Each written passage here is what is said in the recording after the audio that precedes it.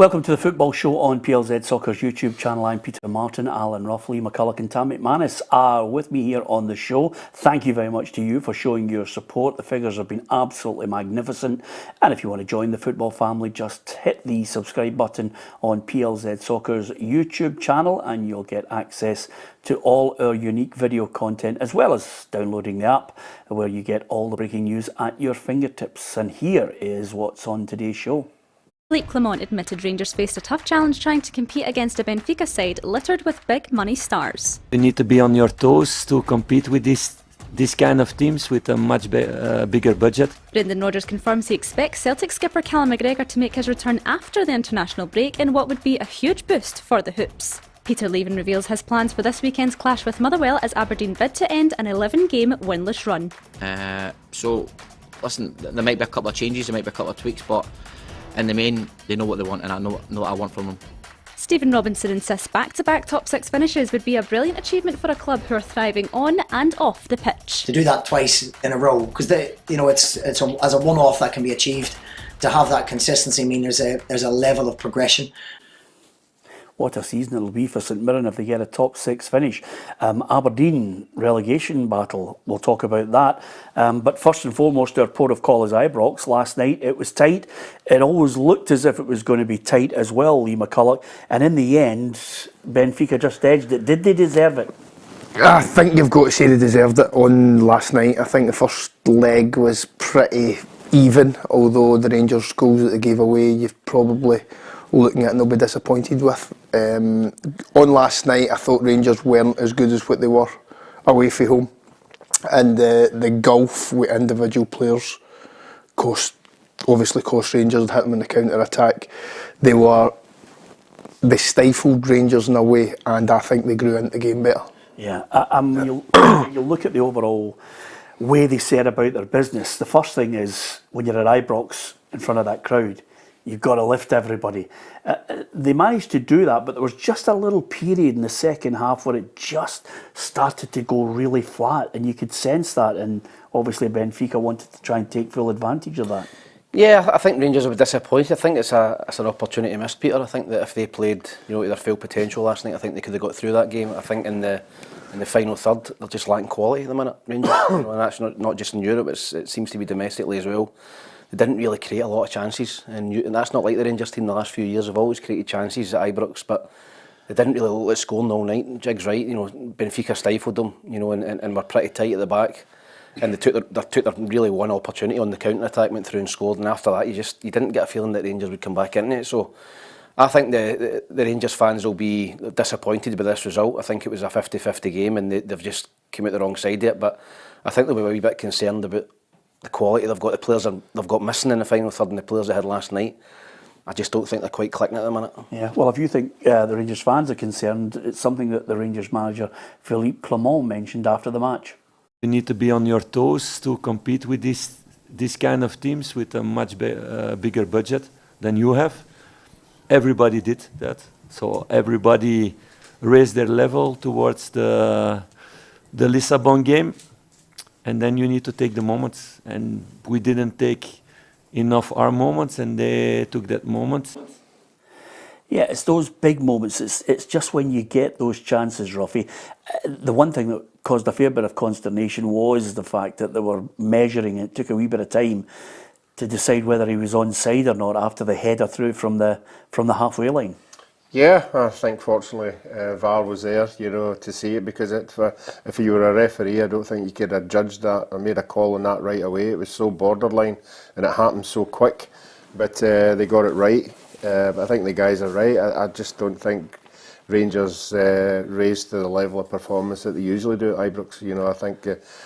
I think they got the goal at the right time, and it made it a wee bit more anxious, and they started chasing it a wee bit, and it got sloppy, and they managed to see the game out. But I think it'll be disappointing. And I said earlier there, this budget, the gap in budget, we know it's there, but you've just got to get on with it. I mean, you're in a competition that there are teams with a lot of money, so you've just got to play. Yeah, when you mention that though, there'll be about 10 clubs in Scottish football listening to you, Ruffy, going, "Gaze peace." They'll be throwing things at it right now. The guys in the SPFL, you get Livingston, Dundee, and everything. They don't go on about the budget Rangers and Celtic have got. They just go out and play.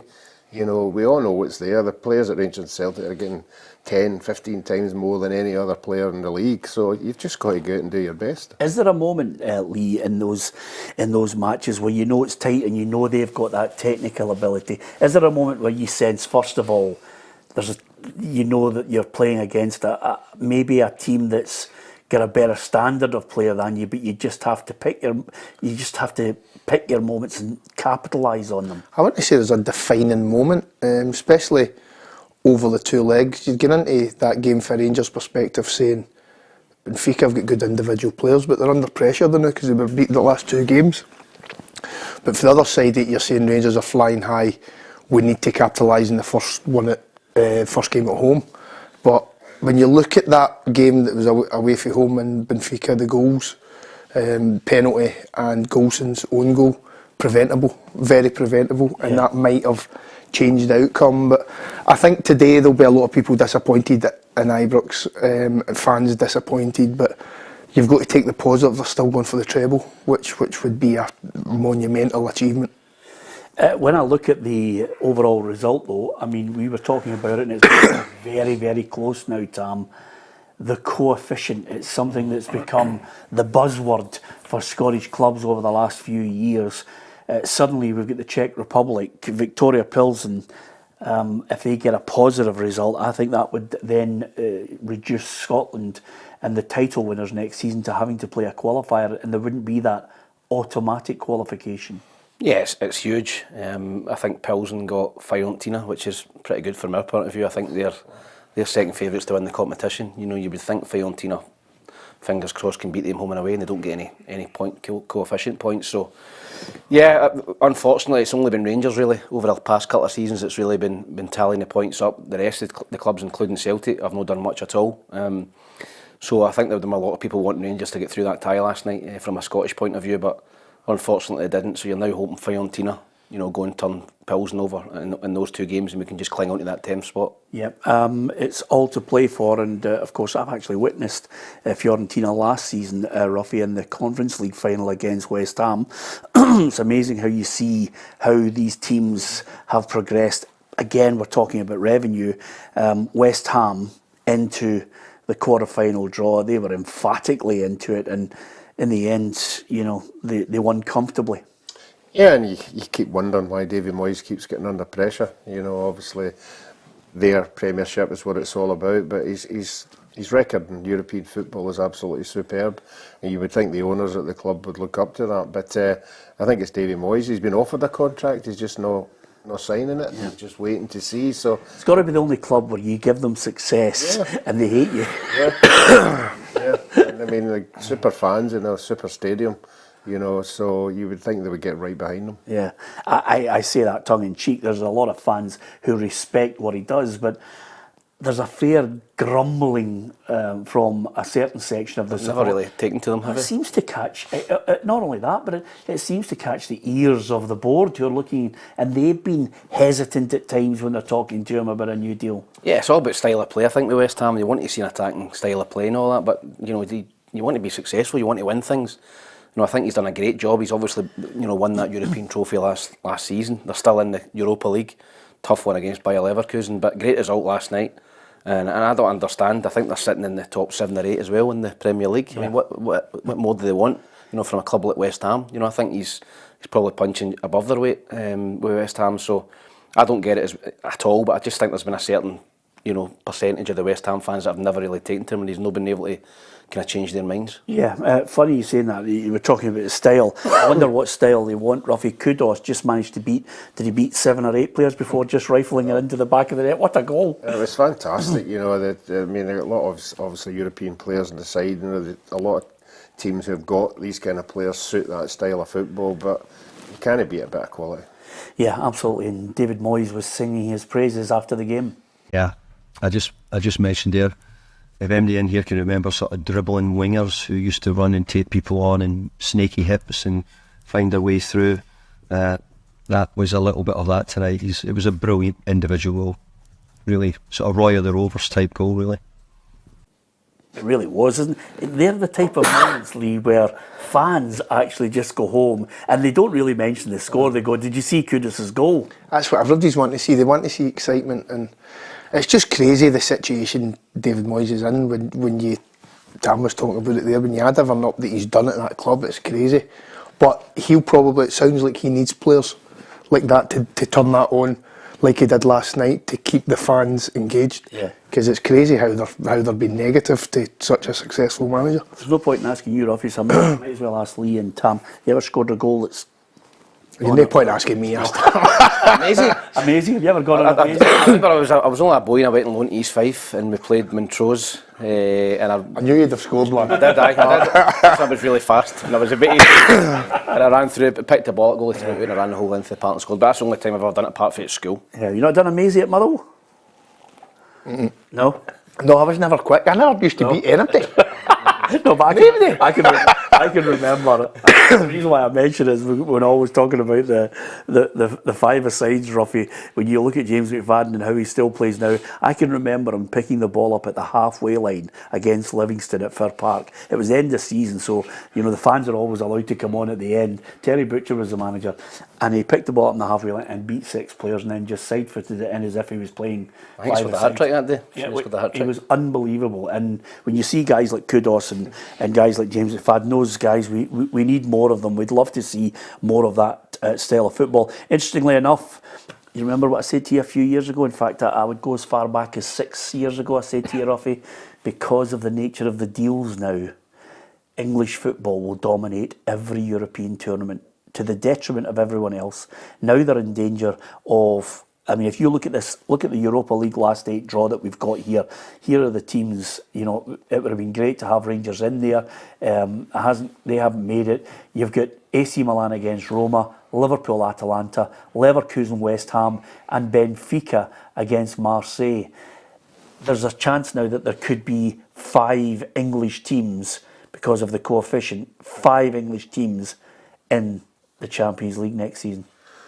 Yeah, so they'll have 5 in the Champions League and they'll have 4 in the Europa. We're right down to third bottom of the league. You could be in Europe in that league. But I mean, that's the way, that coefficient's there. Everybody knows the rules and, they're getting the money, they're getting the best players, so that's what's going to happen. Yeah, Rangers will banked a few quid. Probably they would like to have banked a few quid more, but every penny helps in Europe now because of the nature of the way it's set up, especially next season, Lee.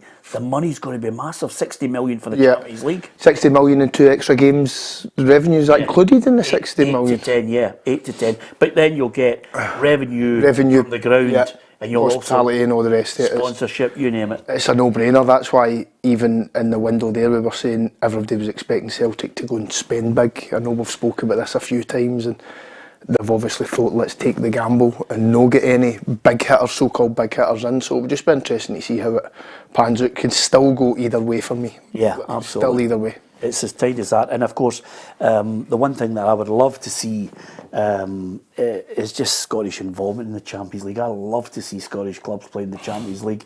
It usually finishes round about November because they're well out of it by then. But look at the draw for the Champions League last 8, Tam. I mean, it's just mouthwatering. Yeah, I mean, I've seen it, and it looks as if you're on the other side of the draw, you've won a watch. Arsenal, Bayern Munich, Atletico Dortmund, Real Madrid, Man City, and PSG against Barcelona. Just out of curiosity, guys, is it who's winning it? Ruffy? Well, I'm still sticking with Man City. But they've got a tough draw. They've got to beat Real Madrid, and then they've got to beat possibly Arsenal in the semis. Yeah. So I watched was that right in what I was seeing in the Barcelona game? I only saw the highlights. They had 2 16-year-olds in the team. Yeah. Barcelona. Yeah, what's wrong with that? That's absolutely incredible at that level. But they can play though, can't they? Yeah, you maybe get away with one, but that's just frightening. It's just outrageous, It isn't shows it? you they're struggling financially, but if there's young kids getting in there. Yeah, well, we'll wait and see how well the 2 16-year-olds develop, Ruffy. If they fire a hat-trick in the next match, I'm not going to listen to you. But who are you fancying? Are you going Man City? Yeah, stick with Lee? Man City. I'm going to go Man City, but I think De Bruyne's just picked up another injury, which might... No, I'm sticking with Man City. Man City. I'm going to go Atletico Madrid. Oh, that's a shift for you, isn't it? That is, because I think they've got the right end of the draw. I think the other end of the draw is Arsenal, Bayern Munich, Arsenal, and Real Madrid, and then they're on that side of the draw with the teams that you would think they would maybe get through. And I think if you can get to a final, Atletico, you could maybe do a job on a Man City. So I'll go be upset Atletico. That's good, by the way. I was impressed from the other night. I watched the game the other night against Inter, and obviously they get through in penalties, but tough to beat. Okay, I'll go Real Madrid. Just to see, we'll not go for a meal or anything like that, because I still owe you and Lennon a meal. Anyway, and of course, just a mention before we start to talk about the weekend's football, Ruffy, Aston Villa, they've drawn Lille, and they just swept Ajax away, albeit Ajax had a man sent off in the second half. Yeah, but again, they're producing the goods in Europe. You know, they're doing particularly well in the Premiership as well. And I think they could go the whole way. I think they could get that one as well. Well, I'll tell you one thing, they've got one good manager there that's well accustomed to winning European trophies, isn't he? Got good players as well, good individual players that have done well. I'm way off. I think they could go and win that. Yeah. Couple of things before we talk about the weekend's games. First of all, Philippe Clement, 6 wins out of 6, manager of the month. No surprise there. Nah, I don't think so. I think they've done really well and they've kept momentum going. Let's see how the next 6 go. Yeah, it's crucial. In fact, the next 6, I think, could make or break the destination of the title. As far as some of the other news coming out that I wanted to get your thoughts on, guys, we are going to be talking about various players who are going to be playing international coming up next week, and I think there was a real story gathering pace about Jack Butland potentially in the England squad. Now, he's not in it. There doesn't seem to be any great mention of it towards Gareth Southgate, and I just wonder if it was maybe either an agent, throwing it out there. You don't usually get so many people picking up on it in the media.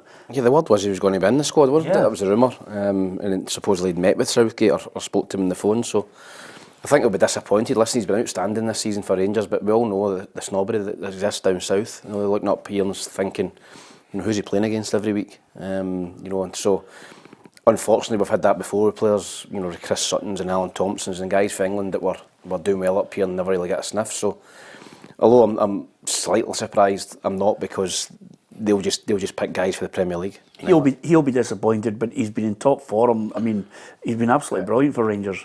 It must have been a shocker getting told before the game. The squad coming out and then having to play that game last night. Yeah. It says a lot for him, having to deal with the scenario and still put in another performance with that in the back of his mind. Yeah, when we're looking, the votes will be starting to go out, Lee, for Player of the Year. He's got to be one of the nominees. He's got to be. He's been one of Rangers' best players this season, 100%. He's got to be in the mix. Callum McGregor, if he wasn't, had that injury there for the last couple of weeks, I still think he'll be in the mix. Do you? Aye, I do. I just think he's a level above everybody else. And you would say it probably a poor for the Celtic standard. They've been pretty poor this season the way they've played. So, but he's not. He's always risen above it for me. I'm really. I mean, I'm looking at Shanklin. I'm looking at Miovski. I'm looking at Butland. I'm not thinking of a Celtic player. I don't think there's any Celtic players that's really stood out, Peter. Rangers, are there any Rangers players that's really stood out? Maybe by the goalkeeper. So it's an unusual situation where you might get somebody doesn't play for Celtic Rangers that win it. A Miovski or a Shanklin or a wee boy Daniel Armstrong, somebody like that for Kilmarnock. So there's a lot of guys. There is a fourth player out there, and undoubtedly, I know so many people who comment on our message boards will offer the option of a fourth player, but Big Davy, Evie Davis, Mobley. I tell you, I did the Livingston Player of the Year, and he's such a brilliant lad, and he was great last season, and he's good fun. But Davy tried to punt him for the whole season. They had him on everything. I wonder if that affected the boy, to be honest with you, Ruffy. But I mean, I've spoken to him on numerous occasions. He's a nice big guy. He's one of these just humble and loves where he is and what he's doing and everything. Yeah. So, Well, it's amazing that he's not fulfilled the form that he had last year. Can you come up with a fourth, Ruffy? I'd go for Blair Spittle. I think. Oh, there's a good shout out of left field. What about Theo Bear? Not enough for the whole season. No? I think Shankland's won both of them. I think Shankland would have won both. That's a good shout, I think, Theo Bear. Yeah, Theo Bear's a good shout as well. Here we go, here we go, here we go, it's coming. No, there's no point coming. No, I think he's been good. And even if he's no maybe in the mix now, he's still got type of clock. Do you know what? Shut it, boo-boo. Anyway, but to be fair, listen, I'm sure someone will come up with a fourth candidate that we haven't thought about, but certainly those three are the ones that I think will be, going down 3-2-1 in the mix. Unless you can come up with someone different, we'd love to hear from you on that. Give us your thoughts and we'll throw it out there. Of course, let's not forget the football show Monday and Friday. All you have to do is hit that subscribe button and join the football family on the Monday and Friday. We've got the women's football show, we've got the journals, we've got Straight Talk, and we've got daily news and the Saturday preview show with obviously Ruffy, Tam and Kerry Pollock. And you'll get all your fix of Scottish football, European football and world football if you download the PLZ Soccer app. So, from all the European concerns, we're now looking at a run here on Aberdeen that I just cannot believe. It's incredible that Motherwell against Aberdeen, and Aberdeen are now right in the mire, Ruffy. Well, obviously I went for them last week and got a wee rub of the green, them beating Kilmarnock. And I really expected them to kick on for that in the Tuesday night game. Obviously it didn't materialise, so I think it's just a lot to the players. You can't perform in a big game against Kilmarnock and then let yourself down in the next game. So this game's a massive game because I think they've got some tricky fixtures coming up. But I'm going to stick with them. I don't know why. I think they've got no bad record at Motherwell, so I'm going to stick by them to get another result. Yeah. Maybe help them out of the position they're in. Lee, the position they're in is perilous. They're 3 points above. If you have a look at the table, you can see they're only 3 points above Ross County, and Ross County at one point were 1-0 up in midweek. Now you're looking at it and you're saying to yourself, no team is too good that they can't get down. I didn't realise it was so tight down there with Aberdeen. Obviously they've seen off, 2 managers this season already. The problem is clearly in the dressing room. It's no been Barry Robson, it's no been Neil Warnock, it won't be Peter Leaving who's taking interim just now. The players need to get around, they need a good look in the mirror and they need to start picking up points, because that's unacceptable for a club like Aberdeen to be third bottom. And what is it, 3 points? 3 points off the playoff place. The fans expect better than that, the board will expect better than that, obviously, so they need to do something. And with Peter Leaving it in charge, he's a good coach, the players will take to him. I really hope for his sake he gets to turn them round after a disappointing result of the during the week. 11 games for a win, Tam, 9 games left, and suddenly everybody's wondering, have they conducted their interviews? Have they got the man that they think can take them out of this? It's going to have to be somebody with a fair bit of experience to try and get something out of a team that, as Lee said, has cost more than a few managers their job. Yeah, and to be third bottom with the budget that they've got, the players they signed in the summer, they've got probably arguably the best striker in the league in their team as well, in Miovski. So for them to be down there is shocking, really. And the next management appointment is massive, because I think when you look at Dave Cormack's record over the last 3 or 4, the fans are starting to point the finger at him now, in terms of appointing people. And, they go to Motherwell, there's only, 3 or 4 games to the split. If they're in that bottom 6 and they're, 3-4 points off the playoffs, they could get dragged into it. So, no, this next management appointment is crucial, not only for Aberdeen as a club, but for Dave Cormack as well. Yeah, when you hear guys like Stephen Garton saying that he agrees with the fans, some of the squad are not fit to wear the Don shirt. You're talking about yourself? I think everybody has to take a long, hard look at themselves, because they haven't been able to stop goals. Teams are able to go and face them at POTY and face them at their own home grounds and think, we can take them. Yeah, no, but you're obviously looking at it and how in a one-off can they beat Kilmarnock quite comfortably. and then going to the next game and be so poor. So as Lee said, there just seems to be a lack of a leader there. You know, I know Shinnie's there, but he doesn't seem to be like a Scott Brown or, you know, that kind of guy. And I don't. All dressing rooms are different. You know, people react differently in a dressing room. There's quiet guys. There's guys that go about pulling people with the scruff of the net, and again, it depends on the individuals that they've got in that team. They've certainly got individuals who've got something. Yeah. You know, we've seen it with Clarkson, we've seen it with obviously the striker and a lot of other players. It just seems to be defensively. I think a big feeling is that the goalkeeper, Roos, hasn't had the same season he had last year. I thought he was outstanding last year. I think he's leaving anyway at the end of the year, so I don't know if that's got anything to do with the back four, but they're certainly good enough in a one-off game to win it, but they need to start proving it. Yeah, Lee, I know Barry was a moaner, but he also he led by example. Were there other people in the dressing room when you were playing that actually would not tolerate the standards dropping? Can you think of Most of them. Yeah. Yep, definitely enough. But we were lucky because we had a good core of Scottish ones that weren't afraid to argue with each other, and then after that was argument was done, everything got on. Callum McGregor, prime example. Sometimes we'd be nearly not fighting, but we'd be arguing before the games even started.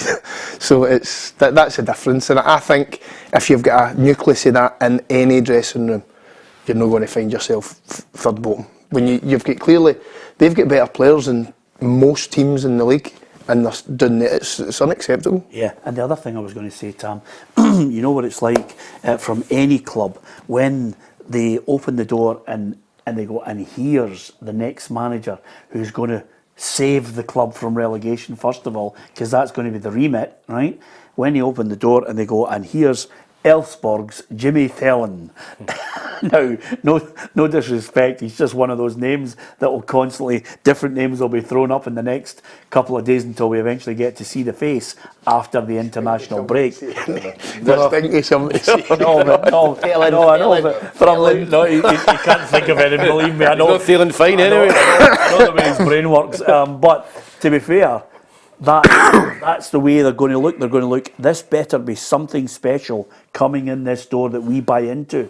Yeah, and you know, they're obviously conducting a thorough investigation inside the club, you know, and they're looking to interview people and get somebody else in probably between now and the end of the season. So, no, I think that the next, as I said to you, Peter, you know, is it somebody that knows Scottish football? Is it somebody from outside Scottish football? Whoever it is, you know, they've got to come in and hit the ground running, because you know they're in a precarious position at the minute, and if they don't start picking up points, they're going to go into that top six right in that relegation mire, because I think they've got Ross County and Livingston coming up in the next 2 or 3 games, so you know they need to start picking up points to pull themselves away from that. Yeah, and the caretaker boss Peter Leven says they're not going to make too many changes at the moment.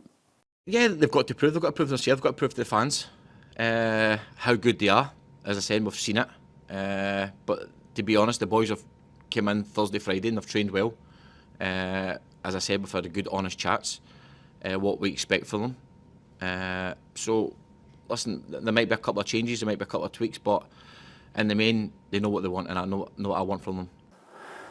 Well, it's going to be interesting. Motherwell, Aberdeen, then Aberdeen, Ross County, then they're away to Livingston, then they've got Dundee and Celtic up at POTY before the split. So it's going to be interesting. They've also got a semi-final to look forward to against Celtic in the Scottish Cup semi-final at Hampden Park on April 20th, and they've been given 19,000 tickets, Ruffy. They obviously were desperate to make sure that they got 50-50 in this one. 19,000. Well, they never got it. I think Celtic got, what, 23, 22? I think we all know how it works. I mean, I'm glad that Hearts got a 50-50, because they have got like 18,000 support nearly every second game. So Aberdeen haven't possibly justified that, particularly in some of the semi-final games. They don't seem to sell out the 50-50. So, no, I think they've handled that one quite well. Yeah, and what about the opposition? This is certainly for me, I know the title race is where everybody starts looking and wondering who's going to slip up, but Motherwell Aberdeen for me at the weekend, if you were looking for a game to go to, that's the one. It's so important, so important. Every game is really important for Aberdeen. and I'm going to say apart from that Hampden semi-final, I think they need to focus everything in the league. The fans will be wanting to go through, obviously, to get another final at Hampden.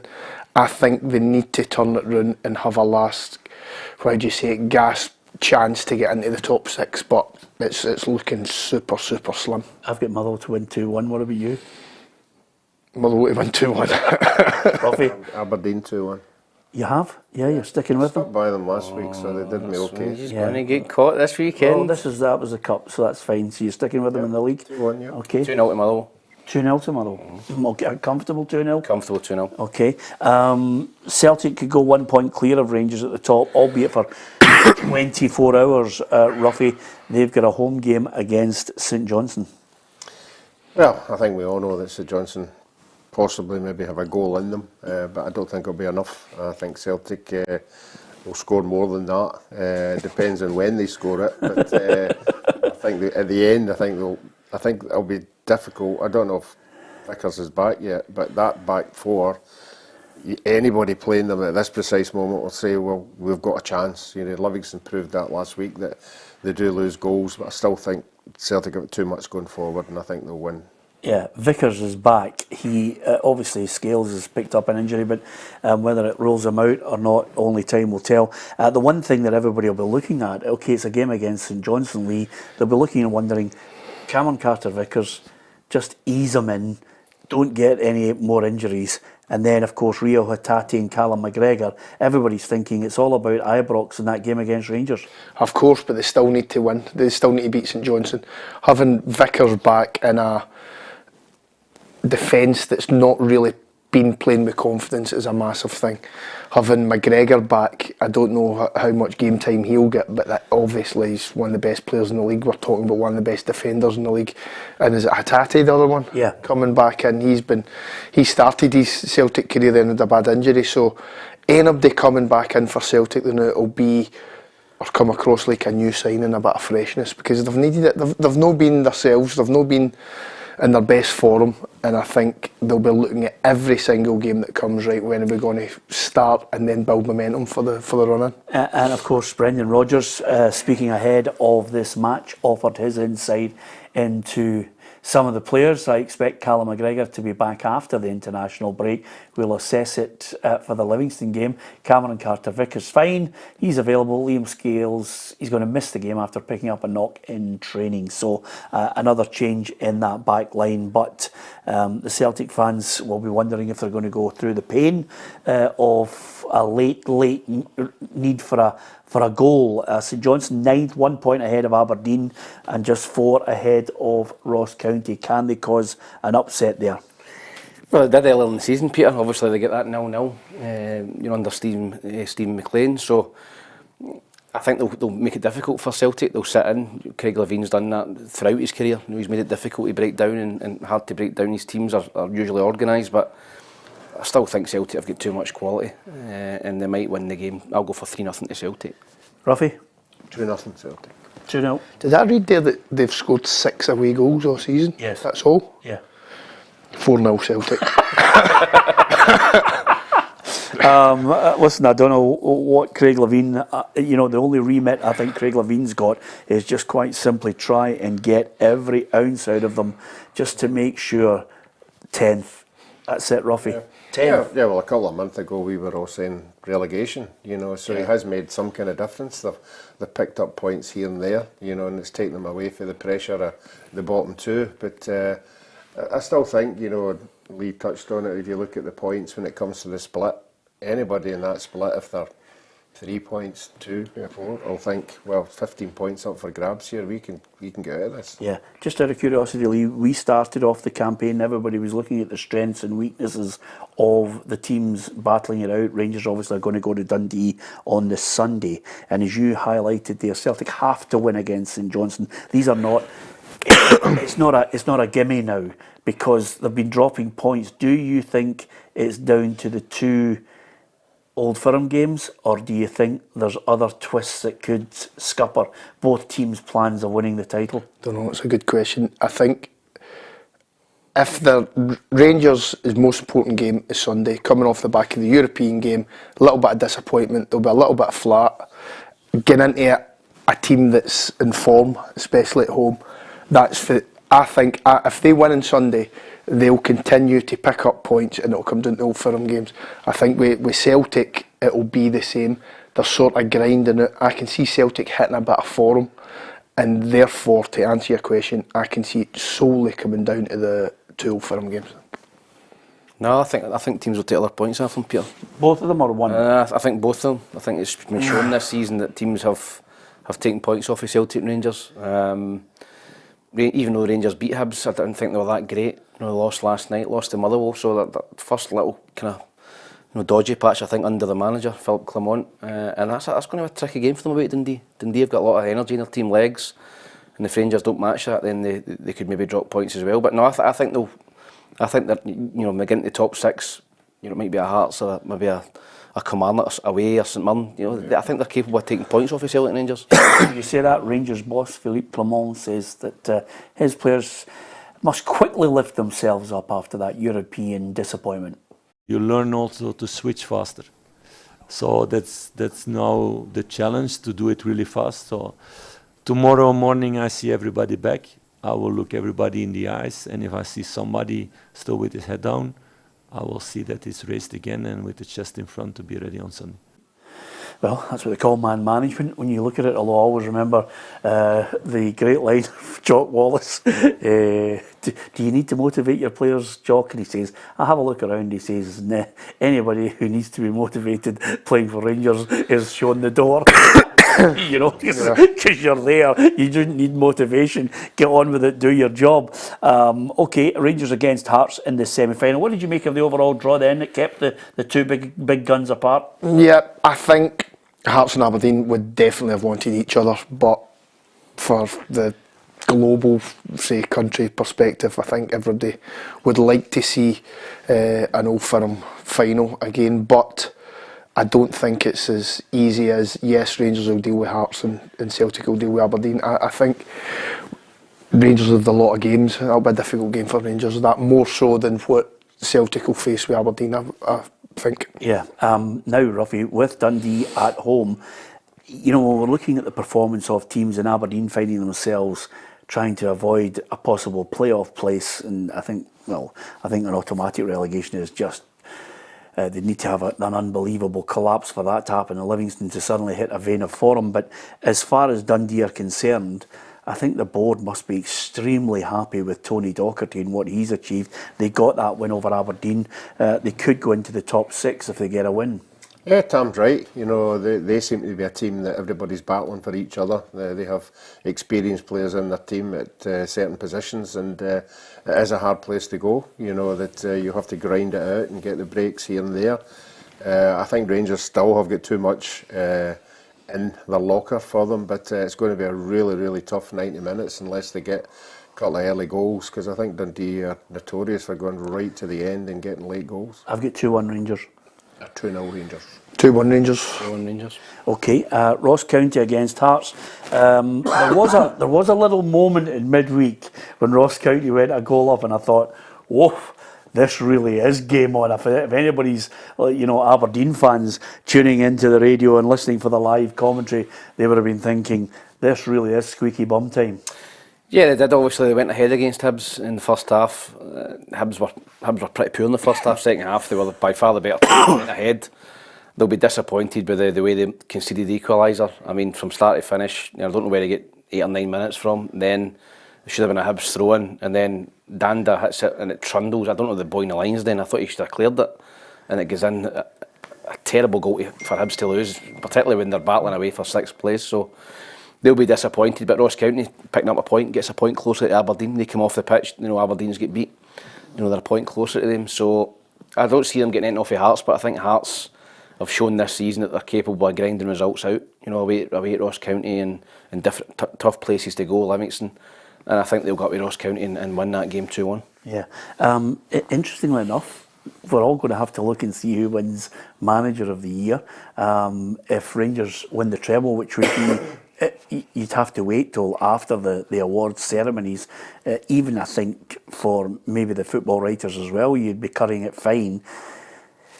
I mean, could you come up with 4 names for Manager of the Year? Clement's almost certainly going to be in there. So you get Rangers for me, St Mirren, Stephen Robinson.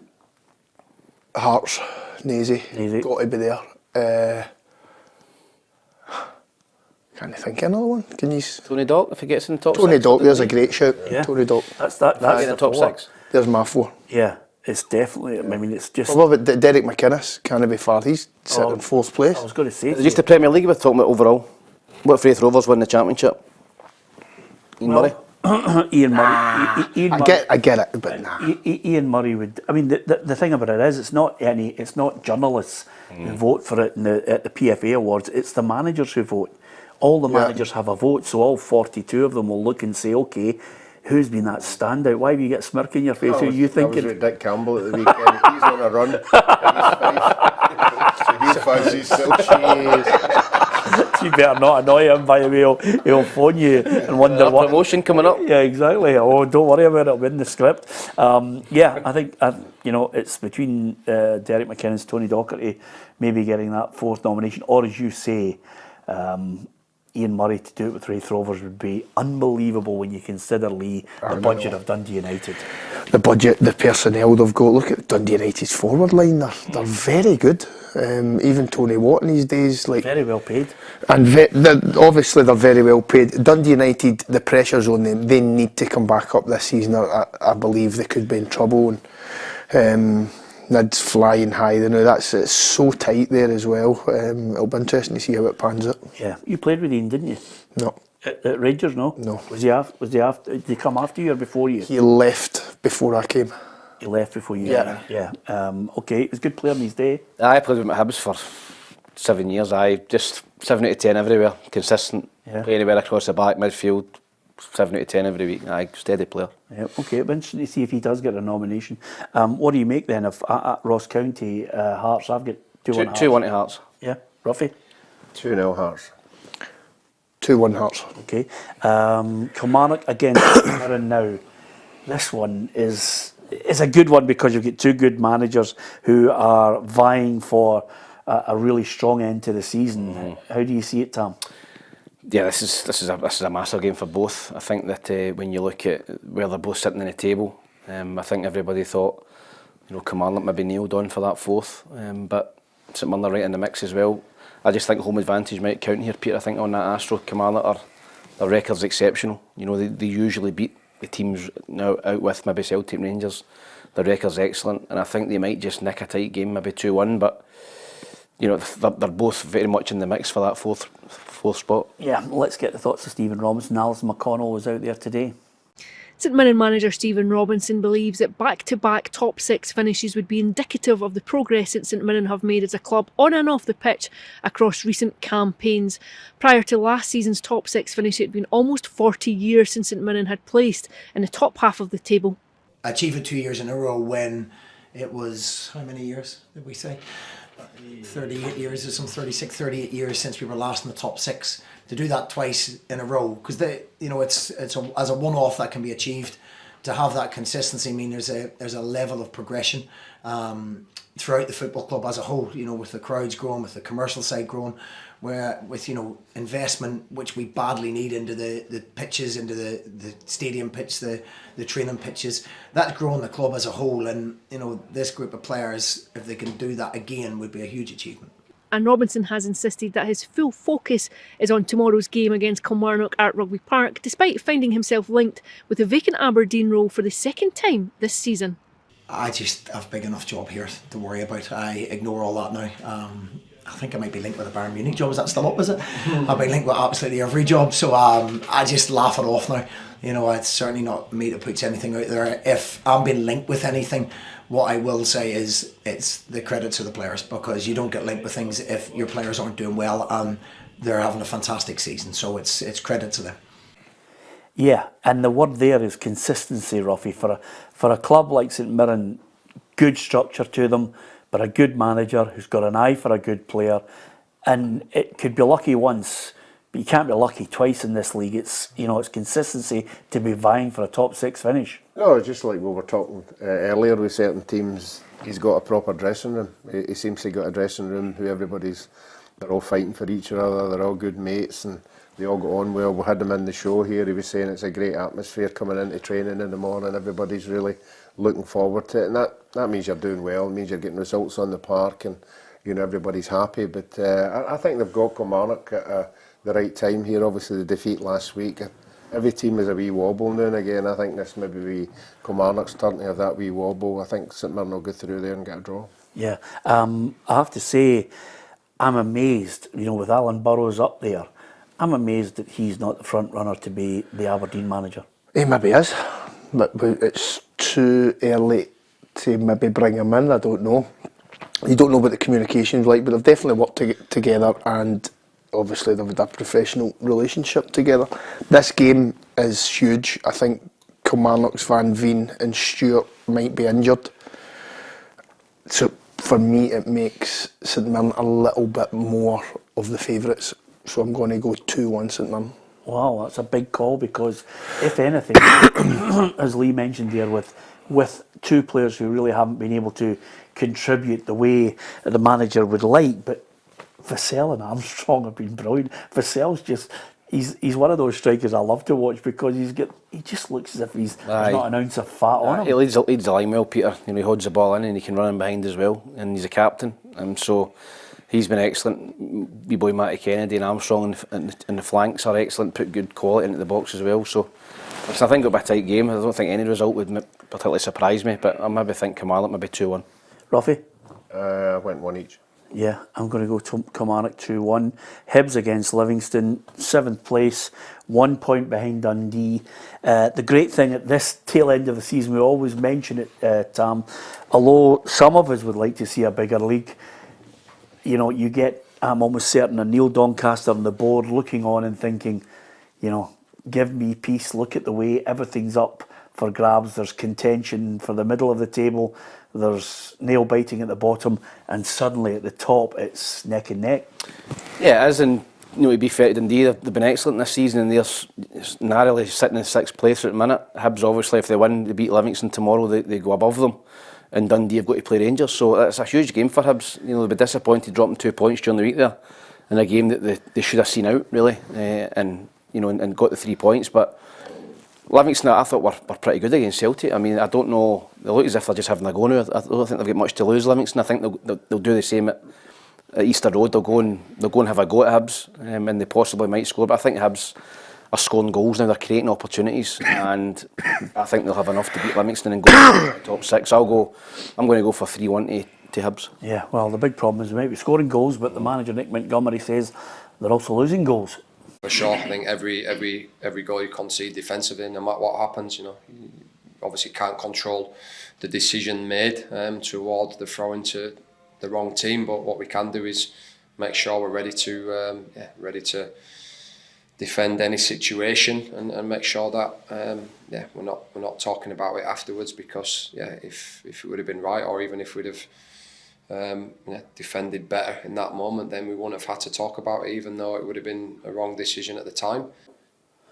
Well, Ruffy, I'm going to say this to you, and in the olden days, and I'm talking about a good few years ago when you were playing at the top of your game, if you were studying the bookmakers and you were looking at the odds for the pools, if you read in the back pages of the newspaper, Livingston have been hit with a sickness outbreak, and there's quite a few players who look as if they're toiling, everybody would say, right, let's get steamed in at 6-1 for the other team. It's not good when you've got so many injuries, and he needs that like a hole in the head.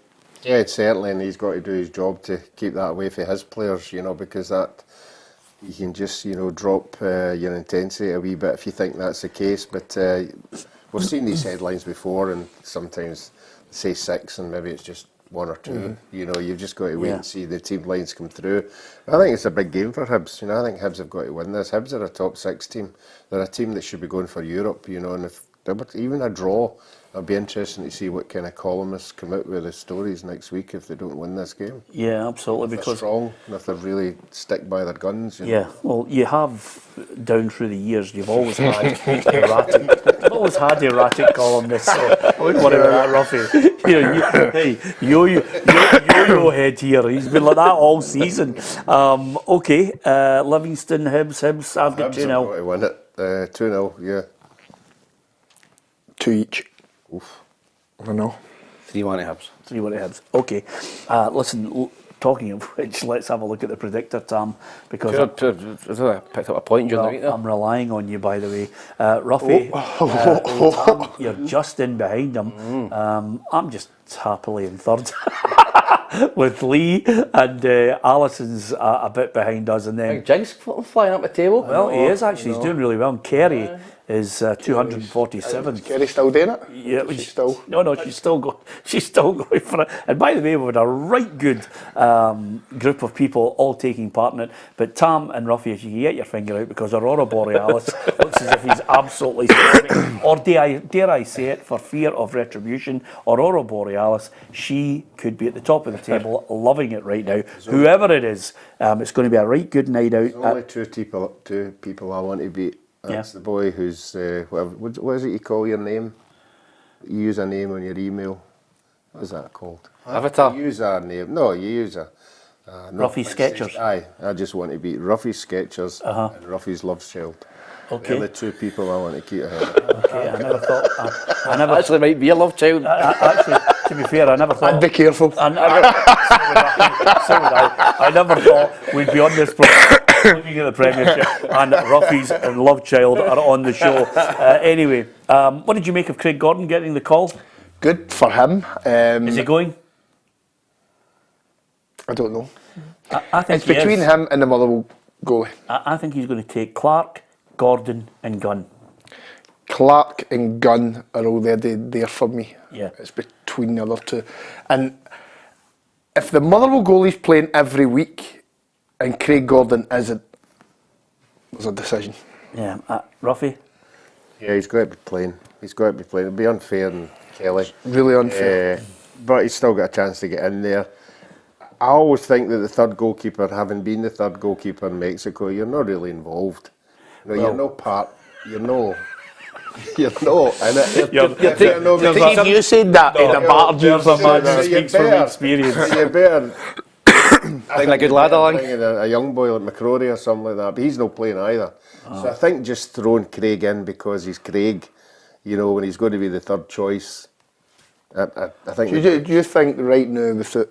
Kelly's got it. Right now, Craig Gordon's no gone. If it was today, if it was today, yeah, I think Kelly's. I agree with that. Kelly's done enough. He's played a game. You know, he's gave him a game. You know, he's had a wee wobble early on, but he's playing well. He's been in all the squads. Yeah. He would have to. The manager would have to come up with a really good reason if Craig's not in the first team. Okay. So why is he called him up for this? I think it's a sympathy. It's a well done, Craig. You've come back for a horrendous injury. You've been part of the Scotland team. I'm going to put you in the squad. He played well in the cup match. I know, but it's 3 games he's played. Okay, you two are going for Kelly. I'm going for Gordon. I think I take Craig Gordon. Yeah, so do I. I think. What do you say to Kelly? Oh, you just say, I'm really sorry, I'm the manager, I get paid big bucks to make really difficult decisions. And he's really experienced, and I'm taking him. Stevie Clark's loyal. Stevie Clark's a very loyal guy, and I think loyalty-wise, will think Craig's done well for me in the past. Just let his tyres down. Yeah, by the way, can I just say something to you? So many a player has thought of how can I get the manager back for it. But overall, as far as the squad's concerned, what do you make of it, Tam? I actually, in midweek when we were talking about it, I had actually picked what I think will be the 23, and I had Adams, Dykes and Shanklin as the 3 forwards. The midfield, again, I can't see anybody dropping out. If anything, somebody's going to drop out in that defensive line, because you're obviously hoping that Tierney and Robertson are 100% fit. I wonder, because Hickey potentially could come back into the equation, I wonder if maybe Greg Taylor might be sacrificed. Yeah, Can I just say, how could you have 4 goalkeepers and 3 strikers? Well, it's because we're Scotland. And the other thing, Ruffy, is this. I think it'll eventually go down to 3 goalkeepers, but the back line is where I think his big call is. I think Patterson will go. I don't think Ralston will go. Yeah, they're too similar. If you Scott McKenna, Suter and Hanley, I think 2 of the 3 will go. Don't think it'll take the 3 of them. So Hanley, McKenna and Suter. He's definitely going to play a 3-5-2. Is that fair? Aye, he's going to play that. Or 3-5-1. And I think if Hickey's fit, I don't think Greg Taylor will go.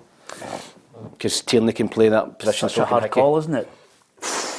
it's very difficult for the bulk of the players have got them there. Everybody's want to go.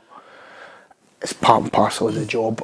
I don't think Anthony Ralston will go. He's not playing every week, is he? No, he's not. No. So I think he'll drop out for that squad. Yep. Obviously, you've got a goalie dropping out for that squad, and yeah, maybe Taylor as well. Maybe Taylor as well. Disappointments will be one of the midfielders who thinks they're a stick on, and they won't go. Well, Kenny McLean, I think will go. I don't think.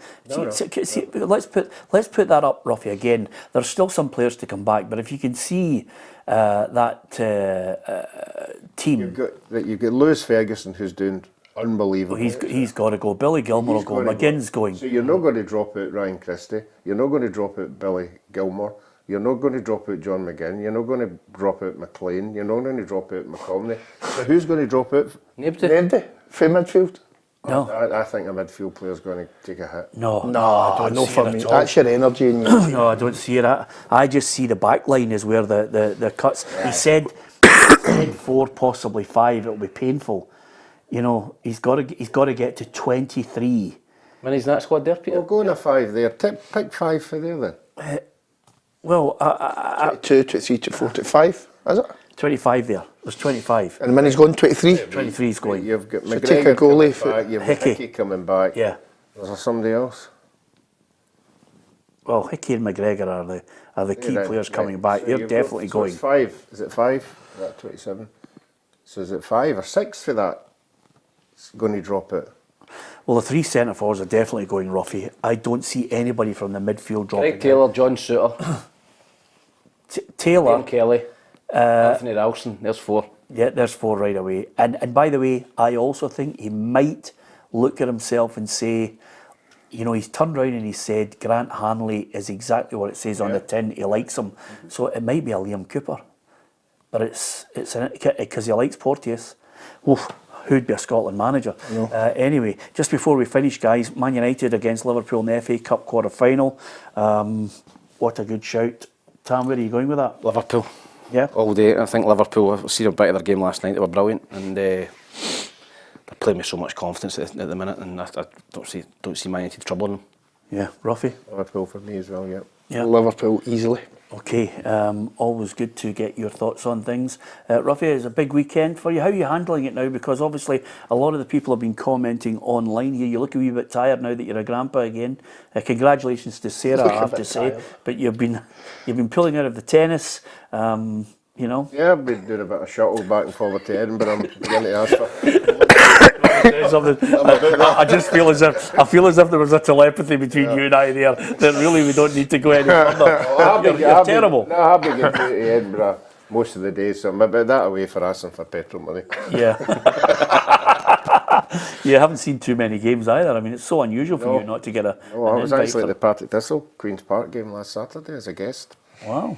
Another free Back in it for you back in it? Put your sign back up at Furrow? No, I was just asked. Took it down last year. Asked to go along. Absolutely. It's a Hall of Famer. Wouldn't it be? There's no point in telling him about a Hall of Famer. There's nothing going to a match and getting a starter, a main course, and a sweet as Ruffy has on every occasion. And by the way, just as before we go, when he mentioned there about the third goalkeeper doesn't really get involved in league games. It reminds me of the '86 World Cup where Ruff and Graham Sharp knew they weren't going to get picked and just had the newspaper sitting in Mexico with the rays coming down. That just basically it was a jolly, wasn't it? I just remember Graham Souness coming out the tunnel up for the start of the second half, and he says, "He's enjoying the pressure, boys." Need the Ambrose to learn. He gave us a daily record to read. Yeah, I don't think Craig Gordon or Liam Kelly will be thinking that way. Anyway, enjoy your football over the weekend. I can't tell you, there's some great stuff on PLZ Soccer's YouTube channel. There's a brilliant one-to-one with Charlie Adam, who starting out in his managerial career down there at Fleetwood, and of course it's a great little documentary. Kerry Pollock and the team all went down there to Fleetwood to get an insight into Charlie embarking on his first big job. Will it lead to greater heights as a manager at other clubs? Only time will tell. Also, for the benefit of anyone who knows him, anybody who knows great players from the past, I had a one-to-one in midweek with Jerry McCabe on Straight Talk. It was absolutely sensational, Ruffy. He picked his top five. He picked Sandra Bullock in the 3 people that he'd want to go on a road trip with, as well as a couple of movie stars. But he was an absolute joy. What a player! Yep, I remember him clearly. Midfield, you know, we keep talking about it. That player who just looks up and sees a runner and just ping. You take that 40 yards. Absolutely, well worth a listen as well as watching it too. If you know Jerry from playing days, call him and ask him why you're not in his five-a-side team, because I can tell you there's a good 30 or 40 who've already called him to ask him to explain his choices. From Tam, from Lee and Ruffy and myself, Peter Martin, don't forget to hit the subscribe button on PLZ Soccer's YouTube channel. Come and join the football family and enjoy your football over the weekend, and enjoy Tam and Ruffy with Kerry Pollock on the Saturday preview tomorrow on our YouTube channel. Thanks for watching. Thanks for listening.